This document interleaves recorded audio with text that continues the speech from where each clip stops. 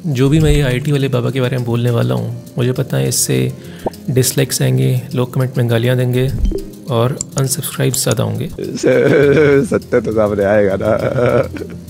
ओशो ने अमेरिका और इंडिया के बारे में एक बात कही थी कि अगर अमेरिका में आपको एक ऐसा इंसान मिलेगा जो नशे में धुत है, कोकेन पी रखा है और बहकी बहकी बातें कर रहा है, तो वहाँ पे लोग उसका मेडिकल कराएंगे, उसकी केयर करेंगे, उसकी मेंटल हेल्थ पे काम करेंगे। और वहीं इंडिया में कोई इंसान अगर गांजा पीकर बहकी बहकी बातें करेगा तो उसे पूरा इंडिया हीरो बना लेगा। मैं उस प्रकृति की एक फॉर्म से बात नहीं कर रहा, मतलब हवा से भी बात कर सकता हूँ, क्योंकि मैं हवा को भी जिंदा मानता हूँ। आईआईटी वाले बाबा के पास दो कवच हैं। पहला ये कि वो आईआईटी से हैं और दूसरा ये कि उन्होंने हिंदू कपड़े पहने हुए हैं, जिसकी वजह से उनकी ऊल जलूल बातें सुनने के बाद भी लोग उनके अगेंस्ट कुछ नहीं बोल रहे हैं, बल्कि उनके सपोर्ट में वीडियोस बना के उनकी तारीफ करके फ्री के लाइक्स मिल रहे हैं, सब्सक्राइबर मिल रहे हैं। तो क्या दिक्कत है? जितने मैंने बाबा की वीडियोस देखे हैं उससे एक बात क्लियर हो रही है कि उनके बचपन का ट्रॉमा है, उनके माता पिता ने उनके साथ बहुत गलत किया है, बहुत ज़्यादा प्रेशर किया है। आप एक बात पे गौर करना कि उनके हर वीडियो में जैसे ही उनके माता पिता की बात आती है वो ट्रिगर हो जाते हैं। शैतान के रूप में जब मामा मिले तो कैसा लगेगा? पिताजी का वीडियो वायरल हो रहा है, वो आप घर बुलाने का प्रयास कर रहे हैं, तो आप घर जाएंगे? अरे यार, उनका तो विनाश निश्चित करके आया हुआ है। बहुत अग्रेसिवली जवाब देने लगता है। पिताजी अपील कर रहे हैं कि आप वापस चले आइए। मार हुआ ना ये डंड लेके सिर पे। और प्रयागराज महाकुंभ में जो श्रद्धालु आ रहे हैं उनको क्या कहेंगे? यही कहूँगा ना कि आप जैसे लोग जो ये बार बार ये बकचोदी वाले सवाल पूछते हैं, लोगों से दूर रहना बस। आप में से बहुत सारे लोगों ने कमेंट करना शुरू कर दिया होगा गाली देते हुए कि तेरे को दिक्कत क्या है बाबा से। 2-3 वीडियोस देखेंगे हम बाबा की, फिर डिसाइड करेंगे। आप अगले 5 मिनट के लिए ये भूल जाओ कि बाबा आईआईटी से हैं और ये भूल जाओ कि उन्होंने हिंदू वस्त्र पहने हुए हैं, ठीक है? केवल और केवल उनके शब्दों पर फोकस करते हैं, ठीक? ये पहला वीडियो है जहाँ पे बाबा बोल रहे हैं महात्मा गांधी के बारे में। जातिमुक्ता लोगों को समझ में नहीं आई, इसलिए गांधी को महात्मा का नाम दे दिया। कैसे महान आत्मा हो गई वो? क्या किया उन्होंने? क्या तप किया उन्होंने? क्या सिद्धि थी उनके पास? कल्ट है ना वो, जैसे ओशो का कल्ट था वैसे कल्ट बना हुआ है। वो कल्ट रूल कर रहा है तुमको इतने साल से। ये कौन है वो? क्या किया उसने? एक तो जो एरोगेंस है आवाज़ पे, उस पर फोकस करो, और दूसरी बात, महात्मा गांधी कौन है? 45 की एज में वो इंडिया में आए और 60-70 साल की एज में उन्होंने बिना किसी मोबाइल, बिना टीवी, बिना किसी नेटवर्क के इंडिया के करोड़ों लोगों को इकट्ठा किया, जो कि बहुत बड़ी बात है उस टाइम के हिसाब से। इंडिया को आज़ाद कराने में उनका एक बहुत ज़्यादा इंपॉर्टेंट रोल था। उन्होंने ये सारे काम किए जिसकी वजह से देश उनकी इज्जत करता है। और आपने क्या किया है? आप 34 साल की एज में गांजा फूक के कुछ भी बातें किए जा रहे हो। आपने सोसाइटी को क्या दिया है? अब आप में से बहुत सारे लोग ये बोल सकते हैं कि गांधी को महात्मा गांधी बोलना ठीक नहीं है। आपकी बात कुछ हद तक ठीक है, क्योंकि देश को आज़ाद कराने में सरदार वल्लभ भाई पटेल, भगत सिंह, सुभाष बोस सबका योगदान था। गांधी जी को जितनी इंपॉर्टेंस मिलनी चाहिए उससे कहीं ज़्यादा इंपॉर्टेंस मिलती है फादर ऑफ द नेशन, जो कि बाकी फ्रीडम फाइटर्स को जस्टिस नहीं देता। गांधी जी ने 2 गलतियां भी की हैं कि उन्होंने खिलाफत मूवमेंट में रिलीजन और पॉलिटिक्स को मिक्स कर दिया, हिंदू मुस्लिम लेके आ गए। और दूसरी गलती, पहला प्राइम मिनिस्टर सरदार वल्लभ भाई पटेल को होना चाहिए था, जो कि डेमोक्रेटिकली इलेक्ट हुए थे, लेकिन उन्होंने जवाहरलाल नेहरू को बनाया। ये गलतियाँ थी उनकी। तो इंसान वो परफेक्ट नहीं थे, लेकिन ये बोलना कि उन्होंने क्या ही क्या है, कौन है वो, क्या किया, ये बाबा जी की एरोगेंस दिखाता है और कुछ नहीं। दूसरा वीडियो जहाँ पे लेडी उनसे पूछ रहे हैं कि बाबा जी आपने भविष्य देखा है, आप भविष्यवाणी करते हैं, तो कुछ भविष्यवाणी बता दीजिए। कुछ प्रोटेक्शन बताइए जो आने वाला होने वाला है।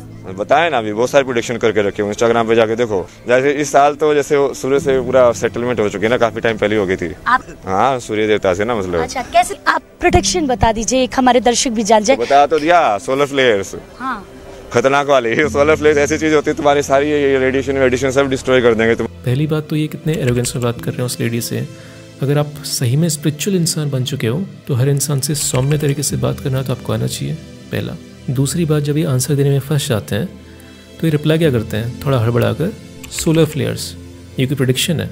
सोलर फ्लेयर्स हर 100-200 साल में आते रहते हैं। अगर ये वाकई में आईआईटी की साइंस की इज्जत करते तो साफ साफ उस लेडी से बोलते कि चमत्कार जैसी, सुपर नेचुरल जैसी कोई चीज़ नहीं होती इस दुनिया में। हर चीज़ के पीछे साइंटिफिक लॉज होते हैं, फिजिक्स के लॉज होते हैं, जिसकी वजह से कोई चीज़ होती है। और कोई भी इंसान फ्यूचर नहीं देख सकता, ये सत्य बोलते हैं। लेकिन नहीं, अभी इतने सारे न्यूज़ चैनल कवर कर रहे हैं, भाव मिल रहे हैं, तो अकड़ में कुछ भी बोले जाओ। महादेव की मैसेंजर ऑफ गॉड हैं। मैसेंजर ऑफ गॉड नहीं हूँ मैं, गॉड हूँ। मैसेंजर ऑफ गॉड क्या होता है यार? हम ब्रह्मास्मि शिवोहम। तीसरा वीडियो जहाँ पे ऐसे बात कर रहे हैं जैसे कोई प्रोफेसी कर रहा हूँ, भीष्म प्रतिज्ञा ले रहा हूँ। उन लोगों का तो विनाश निश्चित है ना। ये तो मैंने पहले ही कर दिया था। पूरी वाइट सिविलाइजेशन खत्म। इंडिया के कम नॉलेज वाले लोगों को, ट्रेडिशनल लोगों को ये बात सुनने में अच्छी लग सकती है, मज़ा आएगा कि वेस्ट बर्बाद हो रहा है, हम आगे जाएंगे। लेकिन फैक्चुअली ये बात गलत है।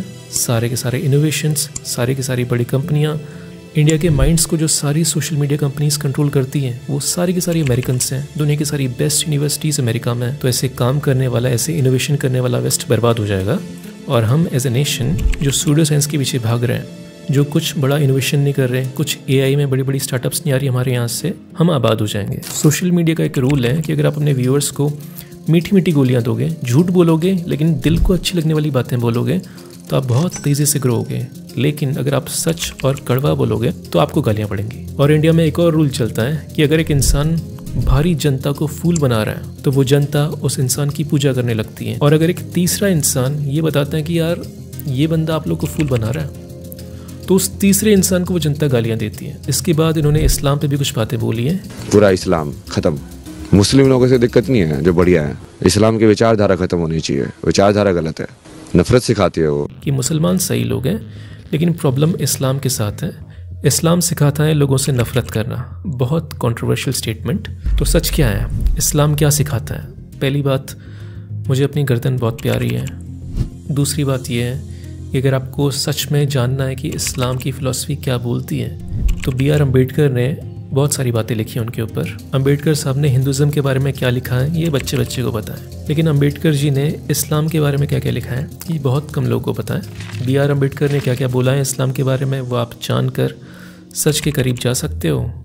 मैं ज़्यादा कुछ बोलूँगा तो विवाद हो जाएगा।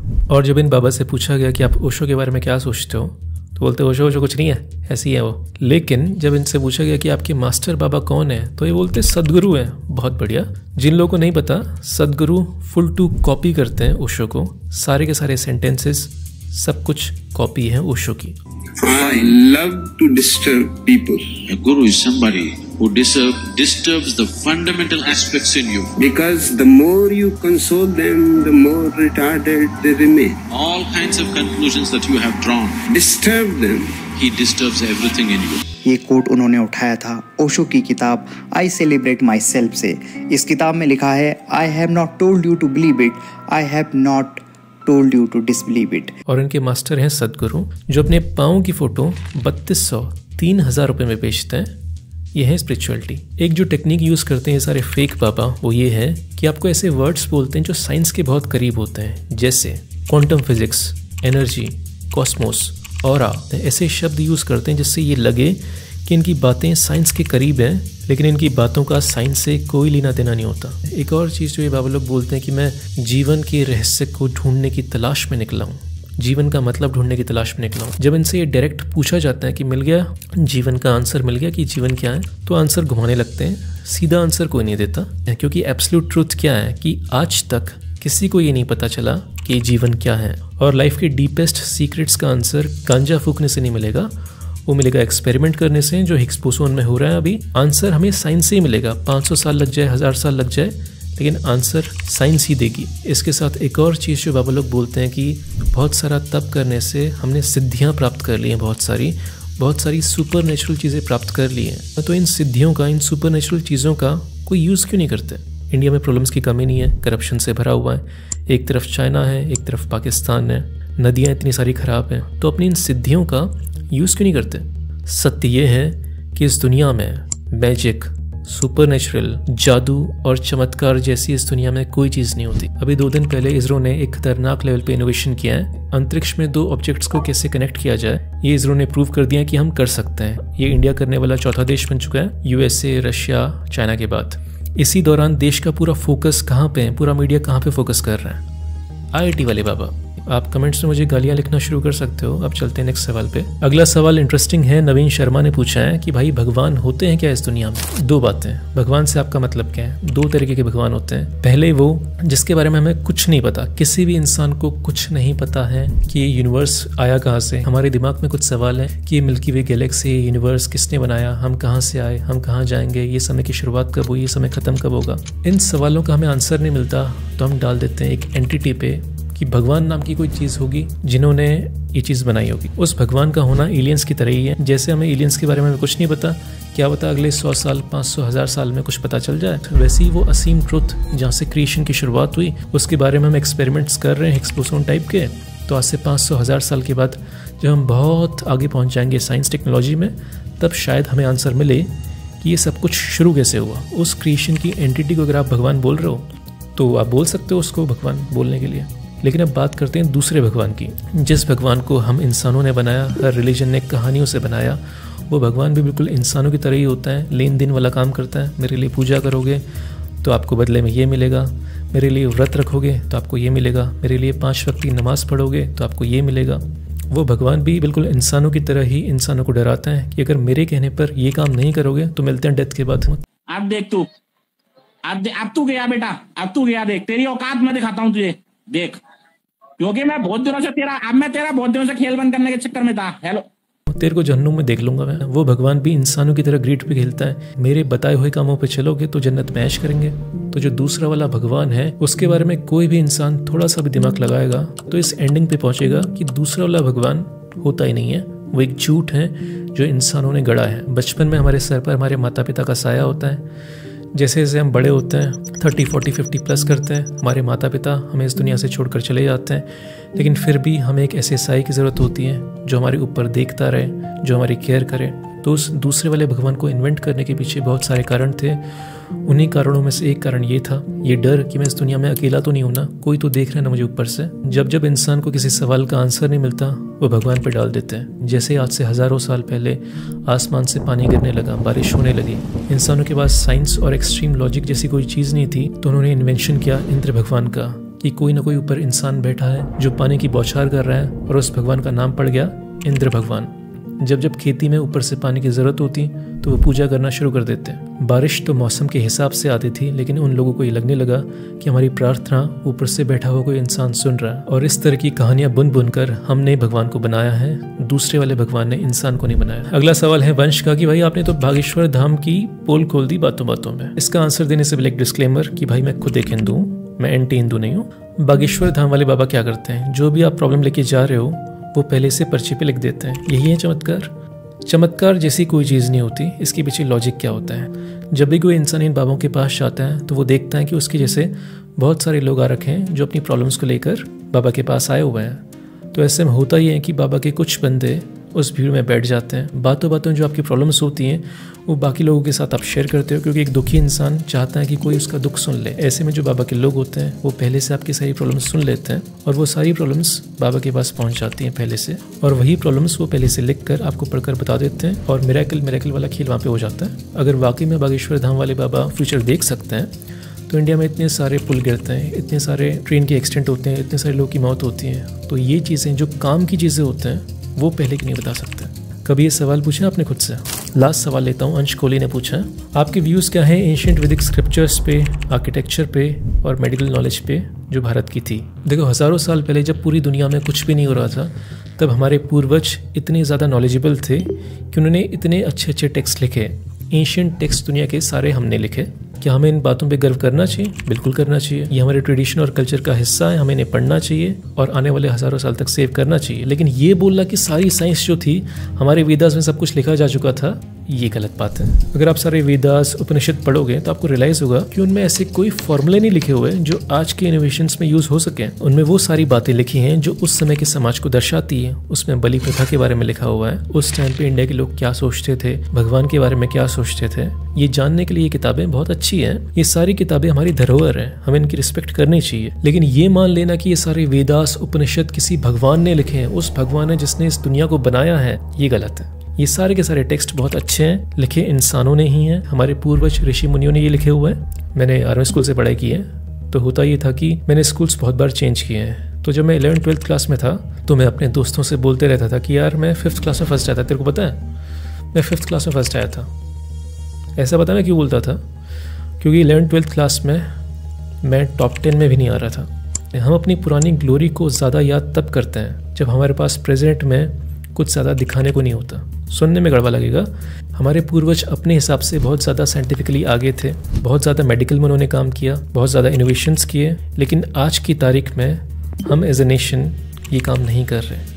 हम कोई खतरनाक इनोवेशन नहीं कर रहे। चाइना के पास 6th जनरेशन फाइटर जेट आ चुका है, पाकिस्तान के पास 5th जनरेशन आने वाला है, हमारे पास 4.5 जनरेशन वाला फाइटर जेट है। एजुकेशन में हमारे पास नालंदा यूनिवर्सिटी थी, तक्षशिला यूनिवर्सिटी थी, उस बात पे हम गर्व कर सकते हैं आज की तारीख में। लेकिन आज की तारीख में दुनिया की 100 बड़ी यूनिवर्सिटीज में हमारे पास एक भी नहीं है। और ये सारे कठिन सवाल कि ये क्यों नहीं है, ये हम अपने नेताओं से ना पूछें। इसलिए हमारे नेता हमेशा ये कोशिश करते हैं कि हम पास्ट में रहें, कि देखो देखो हम कितने महान थे। सोच के देखो, अगर हमारे पूर्वज आज हमें ऊपर से नीचे देख रहे होंगे तो वो क्या हम पे गर्व कर रहे होंगे। तो प्रेजेंट की असफलताओं से कोप करने के लिए हम पास्ट में घुसे रहना चाहते हैं कि देखो पास्ट में हम कितने महान थे। ठीक है यार, महान थे, हम कब तक गाते रहेंगे पुरानी गाथाएं, हम प्रेजेंट में कुछ क्यों नहीं कर रहे। दूसरा सवाल है कि क्या आप अपने आप को एक हिंदू समझते हो? ऑफ कोर्स हिंदुओं को इस बात पे गर्व होना चाहिए कि आज से हजारों साल पहले जिन जिन लोगों को उनके देश से निकाला गया, हमने एज ए नेशन सबको एक्सेप्ट किया। ज्यूज को भगाया गया, हमने एक्सेप्ट किया। ईरान में मुस्लिम आक्रांताओं ने ज़ोरास्ट्रियंस को उनके देश से भगाया, हमने एक्सेप्ट किया। तो मैं हिंदू हूँ, लेकिन चारवाक टाइप का। मंदिर जाना चाहिए, बिल्कुल जाना चाहिए। 4 धाम यात्रा पे जाना चाहिए, बिल्कुल जाना चाहिए। क्या हमें बड़े बड़े सुंदर टेम्पल्स बनाने चाहिए? बिल्कुल बनाने चाहिए। क्या हमें अपने कल्चर और ट्रेडिशन पे प्राउड फील करना चाहिए? बिल्कुल करना चाहिए।